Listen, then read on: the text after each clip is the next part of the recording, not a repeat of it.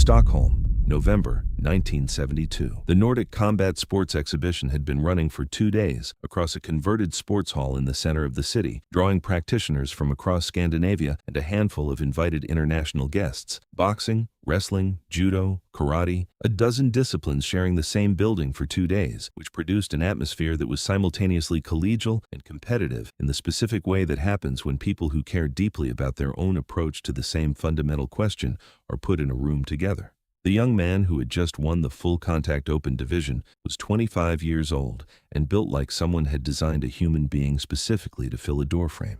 6'5", 240 pounds, a physics student at the Royal Institute of Technology who had been training seriously in karate and boxing simultaneously for 4 years, which was not long in absolute terms, but was long enough that his physical gifts, which were extraordinary, had been given enough technical framework to become something considerably more than raw size. His name was Dolph, and in 1972 he was nobody outside the Scandinavian martial arts circuit, which is important for understanding what happened next and why it happened the way it did. He had won tonight legitimately. 4 matches, all decided, the last one against a Swedish boxer who was genuinely excellent and who had lasted longer than the 3 previous opponents combined. The crowd had been loud for him all evening, the local crowd doing what local crowds do, which is claim someone exceptional as their own and express that claim at full volume. After the final, he took the microphone. He was young and he had just won, and the crowd was loud, and he had the specific kind of confidence that comes from being 25 years old and physically exceptional and recently victorious, which is the kind of confidence that has not yet been fully shaped by the places where it doesn't apply. He started well. He thanked the organizers. He talked about the event, about what it meant to have practitioners from different disciplines competing honestly against each other, about respect for the variety of approaches to combat sports. The crowd responded warmly. Then he said something else. He said he wanted to be honest about something that had been bothering him. He said that real combat sports, the ones represented in this building tonight, were built on honest testing. You competed against real opponents with real techniques under real conditions, and the outcome told you something true. He said that was what made it valid. That was what made it worth the years of training it required. He said that not everything calling itself a martial art operated the same way.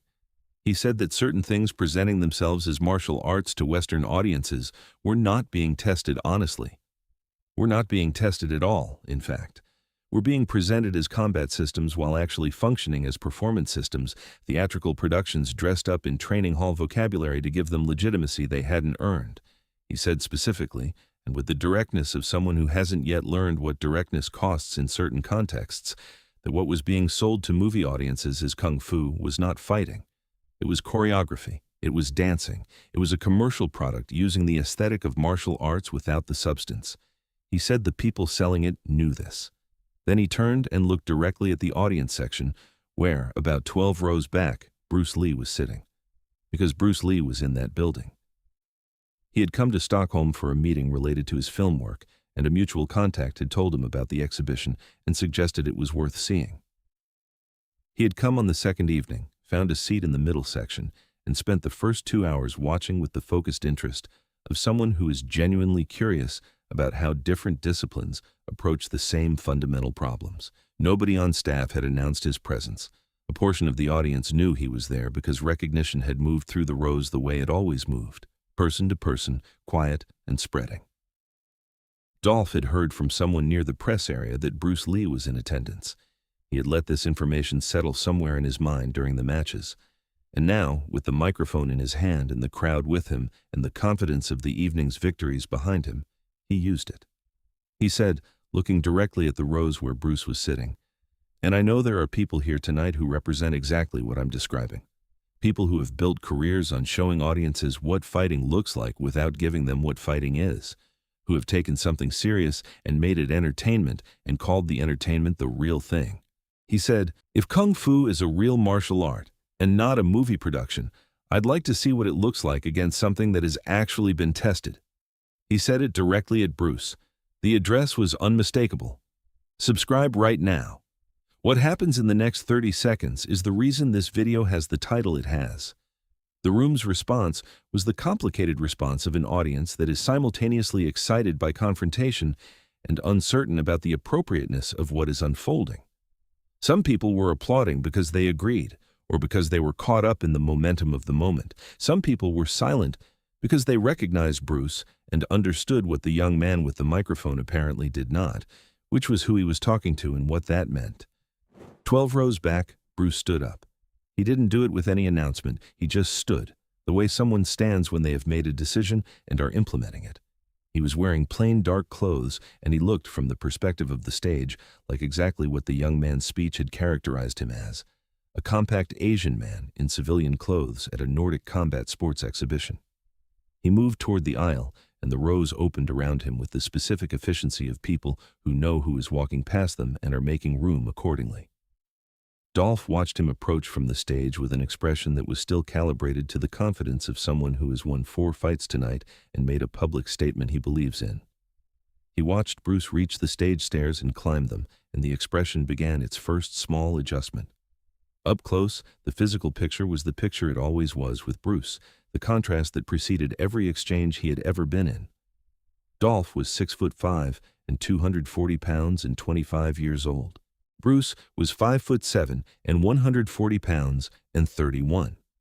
The arithmetic was obvious and the arithmetic was wrong, but nobody in the room who didn't already know that was going to understand why until the next several seconds happened.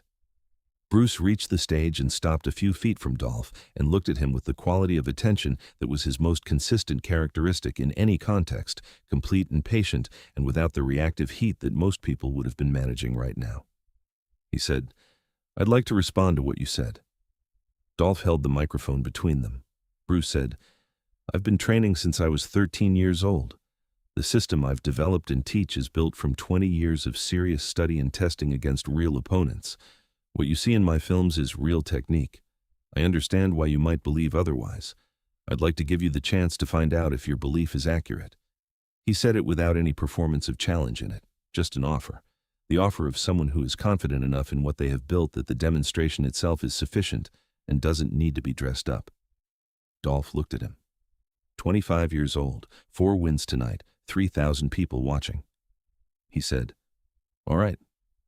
The event's organizer, a tall Swede named Eriksson, who had been managing this event for 2 days and had not anticipated this particular development, appeared on the stage looking like a man who needs someone to tell him what the correct procedure is for this situation. He said several things in Swedish and then in English, and none of them changed the direction of what was happening. Bruce looked at him. He said, "It's fine. Exhibition terms. We'll keep it clean." Eriksson looked at the crowd, which was watching with the focused attention of 3,000 people who have collectively decided that whatever is about to happen is the main event of the evening. He made the decision that event organizers make when they understand the situation is past the point of their management, which was to make it as safe as possible rather than to stop it. He established terms, light contact, exhibition scoring. The event's referee, who had officiated all of tonight's matches, would call it. Both fighters indicated understanding. They took their positions. Dolph settled into a stance that was a hybrid of his karate and boxing training, the specific combination he had built over 4 years, everything technically correct and genuinely developed. He was fast for his size, which was the thing about him that his opponents tonight had not fully accounted for until too late. He had reach that created problems before most exchanges began. He had power that ended conversations early. He had 4 wins tonight built on those 3 things. Bruce stood the way he stood. The referee indicated they could begin. Dolph came forward. He was not reckless. He was a serious practitioner, and serious practitioners measure before they commit, so he opened with a jab, his reach jab, thrown to establish distance and gather information about how the person across from him moved. His jab gathered information it wasn't expecting. Bruce's head moved offline from the jab's path by a distance that the people watching from the front rows estimated differently later, some saying 3 inches and some saying 4, but which agreed on being the minimum required and no more. And as the jab extended past him, Bruce's right hand came up and touched Dolph's extended wrist. Light contact, brief, the touch of something that was making a point rather than making damage. The referee indicated a point. 1 point, 2 seconds. Dolph retracted the jab and reassessed. The reassessment was happening fast because he was smart and because what had just happened was specific enough to be instructive. He had thrown his jab and it had found nothing, and something had touched his wrist. And the something had touched his wrist from a position that meant it had been inside his range when he expected to be controlling range. He came back with a cross, his right hand, the hand with real weight behind it, the cross that had ended the fourth fight tonight in round 2. Bruce slipped it to the outside, the punch passing beside his ear, and from the slipping position, his left hand touched Dolph's shoulder. Another point, 2 points, 4 seconds. The crowd had made a sound at the first point that was small and surprised. At the second point, the sound was larger and had a different quality, the quality of people whose model of what was happening was updating faster than was entirely comfortable. Dolph stepped back half a step, not retreating, resetting, doing what serious competitors do when the first approach isn't producing what it should, which is stop and look at the situation and try something different. He came again with a combination, the combination he had built his style around, a right jab into a left cross into a right hook, 3 techniques connected into a flowing unit, each one setting up the next. He threw it with genuine speed and real intention, not holding back. Bruce moved through the middle of it. He slipped the jab by making his head move outside its trajectory. He rotated his shoulder so the cross slid along it, rather than finding his center. He stepped inside the hook, getting into the space where the hook's arc couldn't develop, and from that inside position, with Dolph's combination spent around him, his right hand came forward and touched the center of Dolph's chest. Open palm, 2 fingers. Resting against his sternum with the lightness of something placed rather than thrown, he held it there for 1 count. Point 3, 6 seconds. Match over by scoring. 3,000 people in that sports hall did something that sports hall audiences rarely do, which is go completely silent all at once. The silence lasted for about 3 seconds. Then it broke into noise, and the noise was not the noise of a sporting event. It was the noise of people trying to process something, the collective vocalization of a room that has just had its understanding revised faster than it could track the revision. Bruce lowered his hand and stepped back. Dolph was standing in the position the exchange had left him in. He was not hurt. Nothing had struck him with damaging force. He was a 25-year-old who had just won 4 fights tonight and who was now standing with a 2-finger touch on his sternum as the most recent physical information he had received, and the information that touch contained was precise and specific and considerably more than he had been prepared for. He looked at Bruce. Bruce waited. And then Dolph came again. Like this video right now, not because the algorithm needs it, because what happens next is not what you think. He came again because he was 25 years old, and he had just won 4 fights, and he had made a public statement in front of 3,000 people, and 6 seconds had produced an outcome that his body and his pride were not yet prepared to accept as final. He came again with everything, not a measured approach, genuine full effort, trying to close the distance fast and make this physical in a way that his size would determine. Bruce moved backward this time, not because he needed to, but because the space it created was useful. And as Dolph's rush closed the distance, Bruce moved sideways at the last moment with a step that took him entirely out of Dolph's intended path. Dolph's momentum, fully committed, carried him past where Bruce had been, and Bruce's hand found his shoulder from the side as he passed, the same light touch, the same notation. The referee was calling something, Erickson was on the stage edge saying something, several officials who had been on the periphery of the floor were moving toward the stage.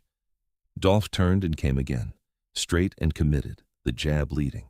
Bruce slipped at the same direction he had slipped the first one, and from the same outside position, his hand came up and touched Dolph's jaw.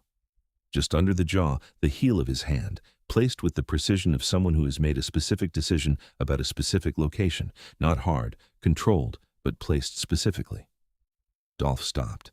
Not because he was hurt, because the placement was specific enough that he understood, in the way serious practitioners understand things when their body is giving them direct information, exactly what the placement meant and what it could have been. Erickson had reached them now, and the event's security staff and 2 of the other competitors who had been ringside and had moved toward the stage when the situation escalated past its first phase. The stage was crowded in the way stages get crowded when something has gone past its intended frame and everyone with any authority is trying to reestablish it. Dolph stood still. He was breathing harder than the physical exertion of the last 30 seconds should account for, the specific harder breathing of someone whose body has been running at full effort against something that was consistently not where that effort expected to find it. He looked at Bruce. Bruce was standing where he had been standing, attended by Erickson and the security staff, being guided in the direction of the stage steps. Bruce was not resisting this. He was being calm about it the way he was calm about everything, accepting the guidance while remaining entirely settled in himself. Dolph said something. He said it in Swedish first and then in English. He said, "Wait." Bruce stopped. Dolph looked at him across the several feet of stage between them, with the officials and the staff in that space managing the distance. He said, "That's not what I thought it was." He said it simply. Not as a concession, not as a defeat, not with the performance that admitting something wrong in public tends to require. He said it the way someone states a fact they have just verified. Bruce said, "No." Dolph said, "What I said before. About dancing, that was..." He stopped. He was working through how to say something accurately rather than diplomatically. "I said that without having seen what I was talking about. That was wrong." The crowd, which had been watching this exchange with the specific attention of 3,000 people who are watching something they understand is significant, produced a sound that was neither cheering nor the complicated response of earlier. It was something warmer, the sound of people watching something difficult done without decoration. Erickson, sensing that the situation had moved from something requiring management to something requiring witnessing, let it be what it was. Bruce said, "You trained seriously for 4 years and won 4 fights tonight. What you do is real." Dolph said, "What you do is also real." Bruce said, "Yes." Dolph was quiet for a moment, then he said, "What did you see?" "Before I threw the jab the first time." Bruce said, "Your left shoulder drops slightly before any left-hand technique. It's a small movement, happens about a quarter second before your hand moves. I was reading that rather than reacting to the technique itself." Dolph absorbed this. He worked his left shoulder slightly, unconsciously, testing the description against his own internal experience of what he did. He said, "I've been training for 4 years, and nobody told me that." Bruce said, "Most people watch the hand." Dolph said, "How long have you known about that kind of thing?" Bruce said, "I've been developing the attention for it for about 10 years. It took a long time." Dolph was quiet again. He looked at the crowd, which was watching and listening. He looked at the stage around them. He picked up the microphone from where it had been set down during the previous several minutes. He said, into the microphone, to the crowd, "I said something tonight that I said before I had information to say it with. I said Kung Fu was dancing. I said it was performance rather than real martial arts." He paused. "I was wrong. I said it in front of all of you, and I want to say I was wrong in front of all of you." He held the microphone out toward Bruce. Bruce took it. He held it for a moment and then said, "What this young man did tonight across 4 matches was real. The physical gift and the training behind it are both genuine. Tonight added something to what he understands. That's what real exchanges are supposed to do." He gave the microphone back to Erickson. The crowd gave them both something that neither of them had asked for, the specific warm response of people who have watched something go badly and then right itself and who are expressing their recognition of both parts. Subscribe before you leave this video, because the part of this story that actually matters is what came after that stage, and I'm about to tell you what it was. Backstage, while the event's closing procedures were being managed, Dolph found Bruce in the corridor outside the main hall. He was still in his competition clothes. He asked if he could ask something. Bruce said yes. Dolph said, "The left shoulder, is it fixable?" Bruce thought about this. He said probably not fully fixable in the sense of eliminating it entirely, because it was built deeply enough into his initiation that it happened below conscious control. But he said it was reducible, that with specific deliberate work focused on the weight transfer that preceded the shoulder rather than the shoulder itself, it could be made significantly smaller. Dolph asked how long. Bruce said months if worked on seriously and consistently. Dolph said, "I'm training seriously." Bruce said, "I know, I watched." Dolph said, "Would you show me what to look for? Not tonight, if you're willing." Bruce said, "If you want to understand something, yes." They talked for another 20 minutes in that corridor. Dolph asked specific technical questions about what Bruce had seen and how he had read it, and Bruce answered all of them specifically and honestly, treating the questions with the respect of someone who recognizes genuine curiosity and responds to it genuinely. The conversation had none of the performance of the stage, none of the public shape of what had happened in front of the crowd. It was 2 people working through something technical that one of them knew and the other wanted to learn. At the end of it, Dolph said, "I came on stage tonight looking for attention." Bruce said, "I know, Dolph said, "That was a bad reason." Bruce said, "You were 25 and you just won 4 fights and the crowd was with you. That's a difficult moment to be wise in." Dolph said, "You're being generous." Bruce said, "I'm being accurate. The thing you said was wrong. The reason you said it was human. Those are different problems." He put his hand briefly on Dolph's shoulder, not the placed notation from the stage, but a different gesture entirely, the gesture of someone acknowledging a person rather than a situation. Then he left. Dolph trained the shoulder for months. He came back to competition in the spring, and the people who watched him carefully noted something different, something in his initiation that was harder to read than it had been. The tell reduced to something smaller and less reliable for opponents trying to use it. He kept training. He kept building. He eventually built a career that the world knows about, the films and the competitions and the decades of physical development. What the world doesn't know is a corridor in Stockholm in November 1972 and a 20-minute conversation about a shoulder tell and what it cost to reduce it. He said once, in a context that was private and not intended as a quotable statement, that the most useful technical conversation he had ever had in his training life happened in a backstage corridor after the worst public moment of his 20s. He said the conversation was useful, specifically because of what happened before it. Because having been wrong publicly and said so publicly created the space for real learning in a way that being comfortable wouldn't have. He said he thought about that sometimes, about what the public wrongness cost and what it returned. He said the return was worth more than the cost. The shoulder is smaller now, after decades, still there, somewhere in the foundation. But smaller, and therefore less readable, and therefore less of a problem. He did the work. That's the whole story. 7 seconds on a stage and 20 minutes in a corridor, and months of deliberate practice and years of what followed from all of it. 7 seconds that told the truth. Everything after was what someone chose to do with the truth once they had it.